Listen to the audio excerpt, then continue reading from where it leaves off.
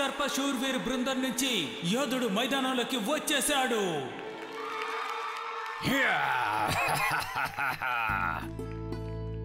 ఈ సర్పశూర్వీర్ చాలా అద్భుతంగా ఉన్నారు కదా. చూద్దాం అతని ముందు యోధా శూర్వీర్ ఎంతసేపు ఎదిరించగలరో అని. అందరూ విందు కోసమే ఎదురు చూస్తున్నారు. త్వరగా రా కాలియా.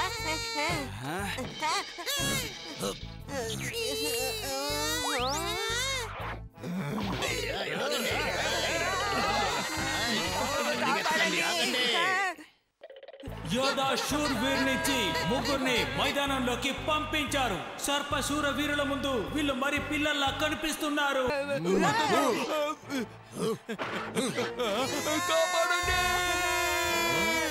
పారిపోకండి, ఆగండి, ఆగండి.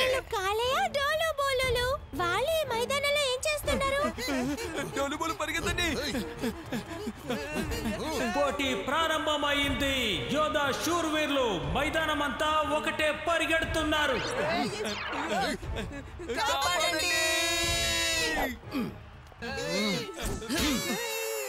వీళ్ళు నా స్నేహితులు, ఇక్కడ పోటీ చేయడానికి రాలేదు, తెలియకుండా వచ్చేసారు. వీళ్ళని వదిలేయండి. అవన్నీ నాకు అనవసరం. ఇక్కడికోసారి వచ్చారంటే తలపడి తీరాలి. వీళ్ళందరినీ నా నుంచి కాపాడాలంటే నువ్వు ఖచ్చితంగా నాతో పోటీ పడి గెలవాలి. అలాగే నేను మీతో పోటీ పడతాను. వీళ్ళ ముగ్గురిని వెళ్ళనివ్వండి.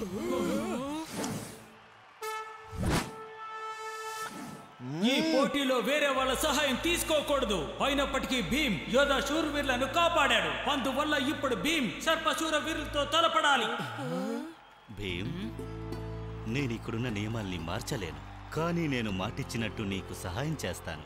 నేను సమస్యల్లో ఉన్నప్పుడు నువ్వు నాకు సహాయం చేశావు కదా, ఇదిగో దీన్ని తీసుకో. ఈ నాగపూర్ నాగదేవతకు చెందినదిది. అతనితో తలపడి గెలవడానికి ఇది నీకు సహాయపడుతుంది. ధన్యవాదాలు మహారాజా గారు. అది నా బాధ్యత. అంటే ఇతని ఆయుధం 5 తలలున్న సర్పమా? నీ కథ పూర్తవుతుంది. రా, వచ్చి తలపడు. ఇప్పుడేం చేస్తానో చూడు. శూర్వీర్ ధాటికి భీమ్ తట్టుకోలేకపోతున్నాడు. అంటే దీని శక్తి ఇదేనా? గాల్లో ఇలా ఎగురుతూ ఉంటుందేమో. ఇప్పుడు భీమ్ పరిస్థితి ఏమిటో తెలియదు. అతను శూర్వీర్ దగ్గరకు వెళ్తున్నాడు. ఏమవుతుందో ఏమిటో.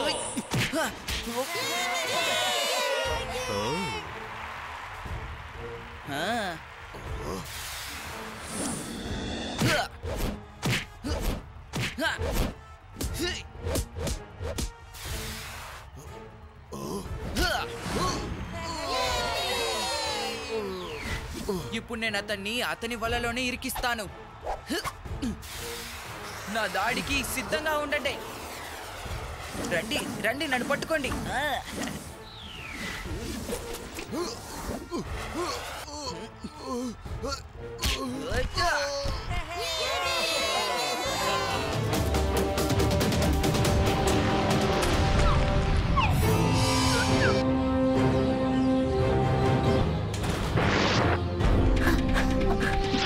Machine earth calling. మేమిప్పుడు భూమి పైన ల్యాండ్ అయ్యాం. మన ప్లానెట్ వీనస్ కన్నా ఇక్కడ వాతావరణం చాలా చల్లగా ఉంది. ఇక్కడ ఉష్ణోగ్రత 27 డిగ్రీ సెల్సియస్ చూపిస్తోంది. ఇప్పుడు వెంటనే మన మిషన్ మొదలు పెట్టాలి. ఈ భూమిపై దొరికే ప్రకృతి వనరుల్ని మనం వెంటనే ఆక్రమించుకోవాలి.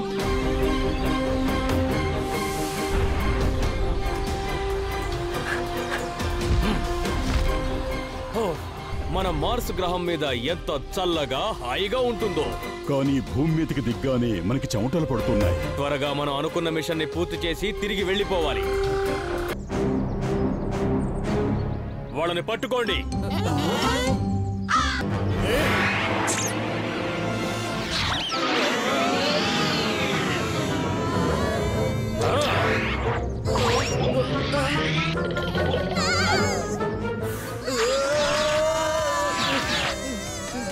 రాజు సిద్ధంగా ఉండు.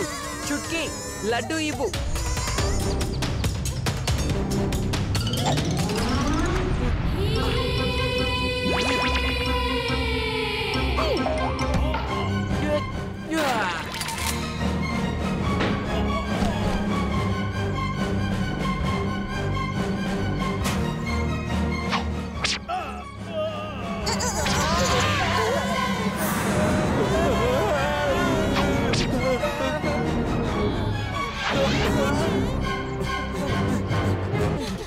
ఈ విషయం మనం వెంటనే మహారాజు గారికి చెప్పాలి.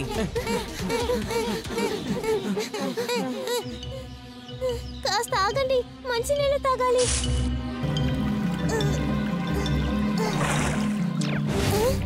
ఇక్కడ దొరికే నీరంతా మాకే సొంతం. ఏమైంది చుట్కీ? నువ్వేదో ఆలోచిస్తున్నట్టున్నా. నా దగ్గర ఒక ఉపాయం ఉంది, అందరూ వినండి.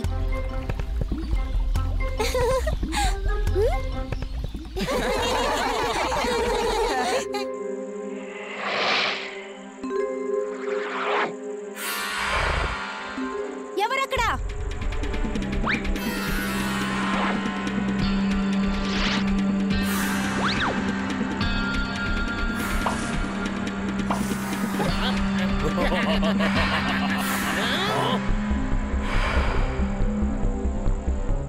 శత్రువులు మన దగ్గరలోనే ఉన్నారు.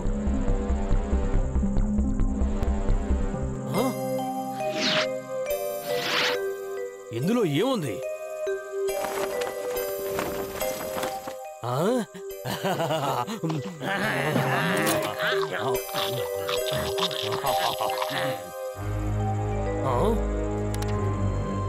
వీనస్ వాళ్ళు మనకి ఆహ్వానం పంపారు.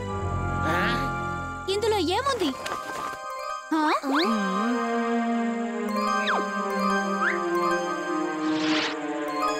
మార్స్ తరఫు నుంచి వీనస్ వాళ్ళకి ఒక అద్భుతమైన చిన్న కానుక పంపుతున్నాం.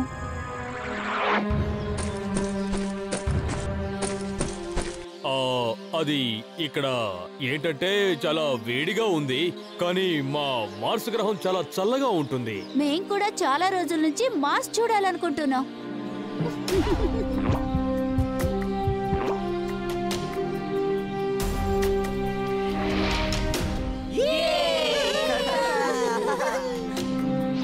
చూసారా, ఎలాంటి సమస్య అయినా సరే గొడవతో కాకుండా ప్రేమతో కూడా పరిష్కరించొచ్చు. ఏమంటారు?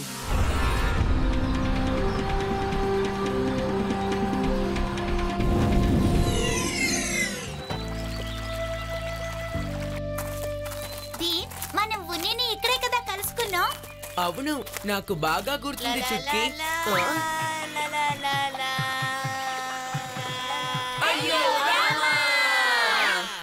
అయ్యయ్యో, అది ఎవరు? అయ్యో రామా, మిత్రమా,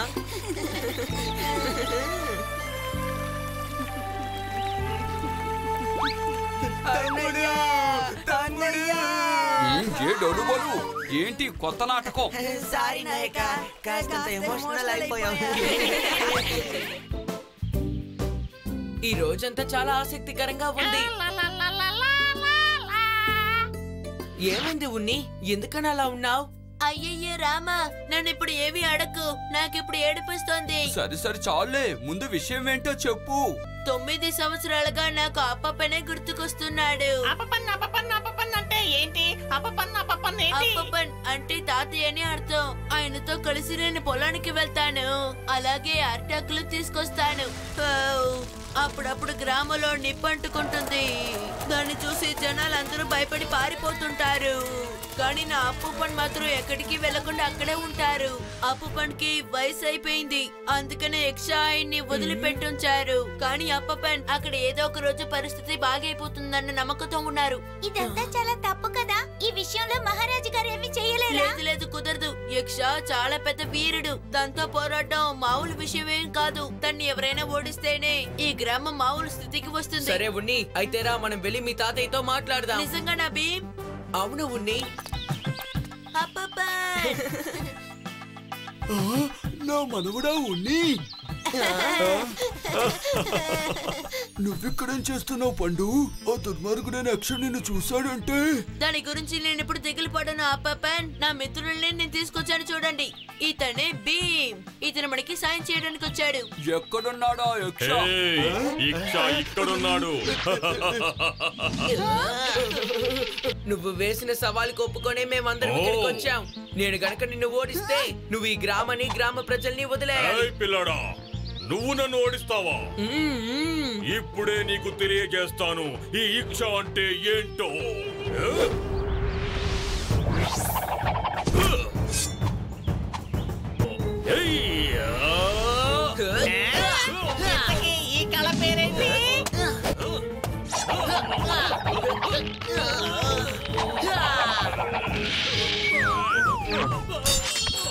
భీమ్ సాహసాన్ని చూసారా పప్పన్?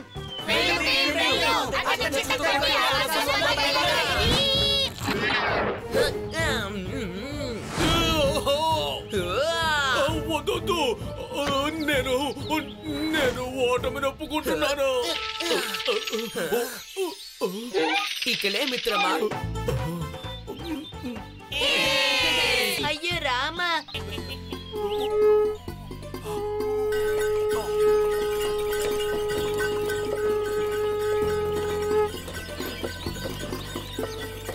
ఇప్పుడు మనం మామిడి తోటకి వెళ్ళి మామిడి పళ్ళు కోసుకుతుందామా? ఓకే కాలియా, రండి ఆ పప్పన్. అందరూ అక్కడ చూడండి. అక్కడ ఏముంది? అది పక్ష. అవును, చాలా అందమైన పక్షి ఉంది. ఉదయం నుంచి అక్కడే కూర్చుంది. కాళీయ నేను ఇద్దరు ప్రయత్నిస్తున్నాం. మాలో ముందు ఎవరి దాన్ని పట్టుకుంటే వాళ్ళే గెలిచినట్టు. వాళ్ళు దాన్ని తీసుకెళ్ళచ్చు. లేదు లేదు, అవును రాజు, పక్షులు చెట్ల మీద కదా జీవిస్తాయి, మన ఇంట్లో బతకలేవు కదా. ఆ?